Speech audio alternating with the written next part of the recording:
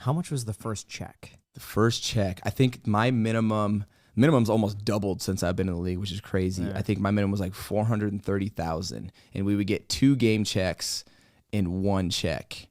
And so, and I live in California, so yeah, so Right. there's a big chunk out of that. So I don't remember. I think checks were like 19,000, and you would get, I forgot however many of those, and so 2 of those, combined or whatever it was, right, it'd be like 40,000. You're right. 40,000, right, every 2 weeks. Wow. Yeah, or every 4 weeks actually, whatever Every it is. 4 weeks. Every 4 weeks, yeah. So whatever. It was like a 17 week pay schedule. Yeah. Or no, 8 week pay schedule, because it was 16 games, and then you get paid every 2 games, right? So you just get 2 game checks every Friday, right? Yep. Every other Friday. And it's just direct deposit. Just direct deposit, yeah. Just big checks, right? Boom. I'm like, whoa, I didn't know that was real money. Yeah. Like, what the heck? And even for me then, right, making 430,000 was insane, right? Yeah. Where I just came from college, I'm not making any money. Now people in college are making 400, like, because of NIL stuff. But yeah, for me at that time, it was just like, okay, like, now I have a real opportunity to actually get myself financially set up as well, So you're making the minimum because you kind of just got your foot in the door Make the minimum, through yeah. all of the training and everything. Yeah. You just made it.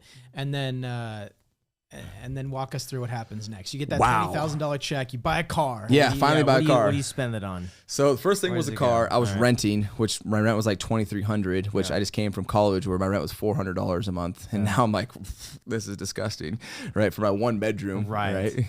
Rent's crazy. Really, I mean, $2,300 isn't bad nowadays. Now I'm looking Right. out there, it's crazy. What's going on in that market? I barely think so too.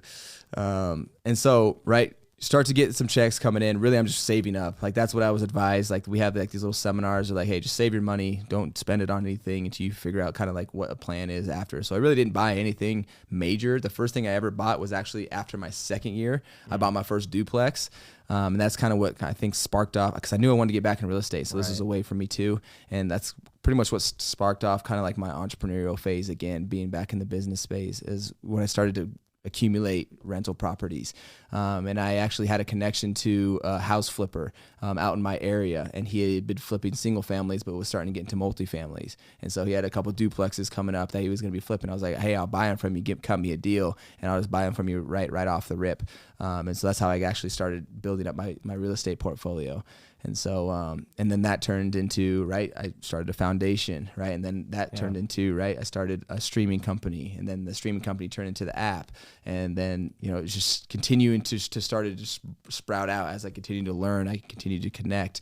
And now during my off seasons, now it's just full of just that, right? Connecting, learning, right? Talking about these types of things, meeting types of people that can possibly, right, we can add value to each other. So it's been a fun journey. And, I planted a seed a long time ago. That's what I talk about, today when I tell these young guys, like, what you should do right now, don't spend any money, just learn and connect with people. Like, that's all you should be doing, right? Because that's going to present you your next opportunity if we're talking off the field. I kind of went on a tangent off the field. But as far as back on the field, actually, my rookie year, I really just mainly played special teams. Actually, my favorite stat to this day is that I led the NFL in tackles on punt on my rookie year. And so I was on special teams, right? And so not offense or defense, it's everything else in between the kicking game. And so for me, that was how I was making my living. And so I treated it like it was everything. Like that was my starting role. That was everything for me. And so I treated it like my life depended on it. You have to go down there and make these, you got to go make these plays. And so that was the severity of that I put it in my life. Like, this is everything to continue on this trajectory, continue growing myself down this path. And that's how I continue to add on to my role, right? I took advantage of that. I was having success, so they started putting me on offense. I started scoring touchdowns. They started giving me more offense. I started scoring more touchdowns, being even more efficient. And then it just continued. Now I'm just fully offense, and I became the starter, right? And then you started leading categories in the NFL. And then now for the past 2 years, I've had the most touchdowns scored by anybody. So it's like I just continue to build on the roles that have been given to me. And not only on the field, but even off the field, as I can continue to grow professionally as well. What year would you say your career really took off? Was it 2 years ago? And what was that really was the big catalyst? Was there a moment that just like you made a touchdown? I was like, that guy. Yeah. So after my second year, I still kind of split special teams. And then the following year, the guy that was starting in my position, because I was still a backup, he held out. And he held out because he was trying to get a bigger contract. He was trying to renegotiate the teams. They weren't in agreement yet. And so it gave me an opportunity where I was a second string. Well, guess what? Now you got to start for us, Austin. And so I had never started before. So it was kind of a moment where it's like, okay, let's see if this kid can do it. And for the first 3 games, I was lights out, scoring touchdowns. I remember the first game of the season came out and we went to overtime, and I scored the game winner in overtime, and the place is going crazy, and so was able to kind of show that I can carry the load as a starter. And that was probably my biggest year. I had, 11 touchdowns. That was the most I had scored that year. I almost had 1,000 yards receiving as a running back. I had 450 or something like that rushing yards. And so that was where I really showed that, hey, I could be reliable on offense as well. And that's really, after that year, I got my big contract, my second contract, where I signed 4 years for $26 million. And that was the moment. That was the year that really kicked off where I am today. And then I take it when that happens, now you're on everybody's radar. Yeah. Does it almost work at a groupthink effect where it's you sign one deal, then all the other teams are wait a second, they just signed him. Does it kind of work like that? So for me, I was in a scenario where I was trying to get extended. I was restricted, so I wasn't free.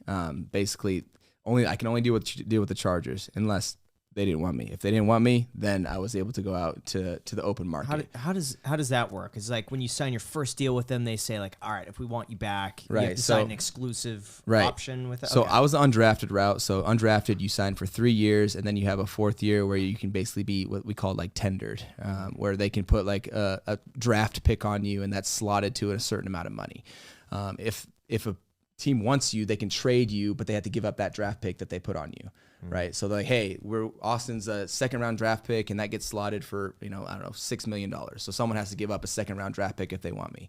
And so we wanted to get around all that. We're hey, let's get something a little bit longer done. Right. I've added a lot of value. I think I can go beyond that. I think I'm worth more than that. And so that's exactly what we did. And we're hey, let's not do the tender and do a 1 year, but let's do a 4 year.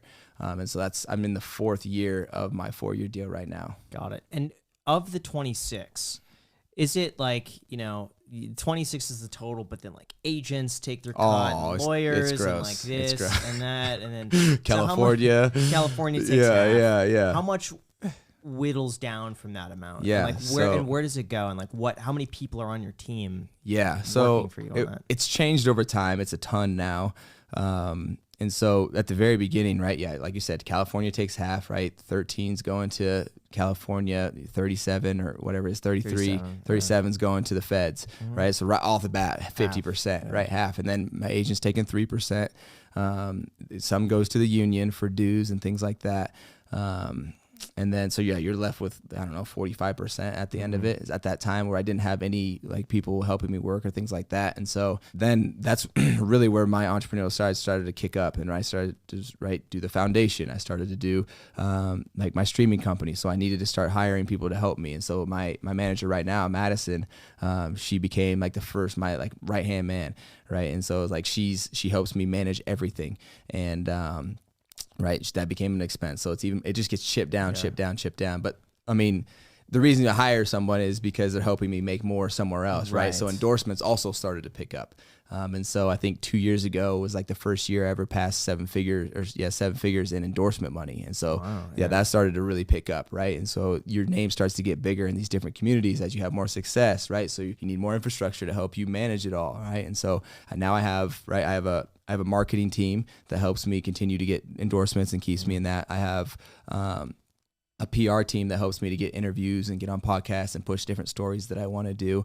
Obviously the agency as well, right? We have Nick, Madison, and right. So you start to really build out now the team for the app, the team for the foundation. And so I have a real estate fund as well. And so all these things start building up. You have to build teams around these as they continue to grow. And so they've been pretty self-sufficient to this point now because I've been growing them for about 3 years. Yeah. And, but yeah, it's been a ton. So you can kind of see me really putting myself in a position to, when I'm done playing, I have all these avenues where I can still have some type of traction in as far as gaining income and things like that. Now, is that common for people to do? What about for your teammates? No, not common at all.